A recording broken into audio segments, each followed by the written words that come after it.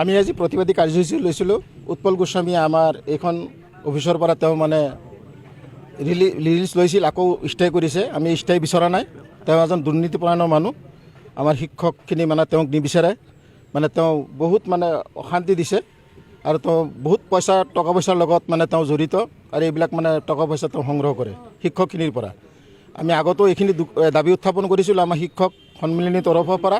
আজিও মানে আমি আপোনালোকৰ জৰিয়তে আমি দাবী উত্থাপন কৰিছোঁ, উৎপল গোস্বামী যাতে আমাৰ দলগাঁও শিক্ষাখণ্ড মানে তেওঁ যাতে ইয়াতে জইন কৰিব নোৱাৰে, তাৰ বাবে আমি আজি প্ৰতিবাদী কাৰ্যসূচী হাতত লৈছোঁ।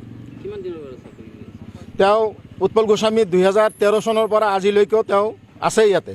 2013 চনৰ পৰা আপোনালোকে নিশ্চয় জানে, অফিচৰ কৰ্মচাৰী এজন কেতিয়াও মানে 10 বছৰ কেতিয়াও মানে 10 বছৰ কেতিয়াও মানে এখন ঠাইত থাকিব নোৱাৰে, নিম্নতম 3 বছৰ থাকিব পাৰে। কোন মানে তেওঁক সেইকাৰণে আমি দাবী উত্থাপন কৰিছোঁ, এই মানুহজনক অতি সোনকালে ইয়াৰ পৰা মানে দিব লাগে। ৰিলিজ অৰ্ডাৰটো মানে আমাৰ তেখেতক দিছে।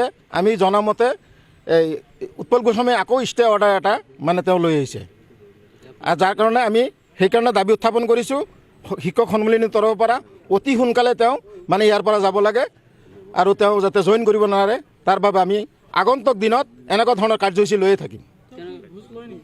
তেওঁ ঘোষ লোৱা বহুত প্ৰমাণ আছে, তথ্য সহকাৰে প্ৰমাণ মোৰ হাতত আছে, তথ্য সহকাৰে মোৰ প্ৰমাণ আছে হাতত।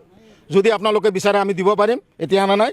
তথ্য সহকাৰে প্ৰমাণ আছে আৰু এইটো আপোনালোকে বিগত দিনত মিডিয়া বন্ধুসকলে নিশ্চয় আপোনালোকে জানে, তেওঁৰ চাৰ হোটেলত বহি টকা লেনদেন কৰা বুলি আপোনালোকে নিশ্চয় কিন্তু বিগত দিনত তেওঁ কৰিছে, এইবুলি আপোনালোকে জানে আৰু ছ'চিয়েল মিডিয়াই আপোনালোকে এইবিলাক গম পাইছে। তেওঁৰ পইচা আৰু মানে কিভাৱে তেওঁ মানে সংগ্ৰহ কৰে এইটো ক'বলগীয়া নাই। আৰু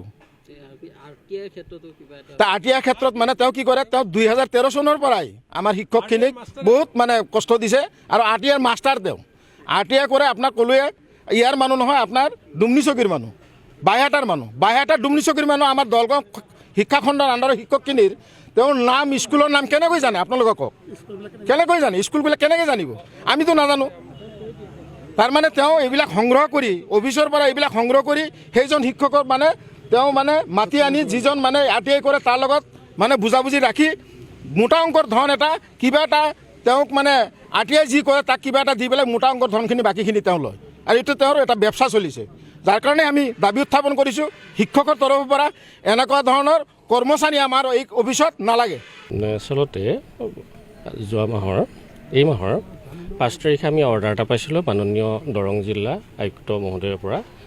দৰং যিটো ছাব ডিষ্ট্ৰিক্ট হ'ব তালৈ আমাৰ 2জন কৰ্মচাৰী ট্ৰেন্সফাৰ অৰ্ডাৰ আহিছিলে, সেই সূত্ৰত তেওঁলোকক অৱগত কৰা হৈছিল আৰু 19 তাৰিখে উৎপল গোস্বামীক আমি ৰিলিজ দিয়া হৈছিলে।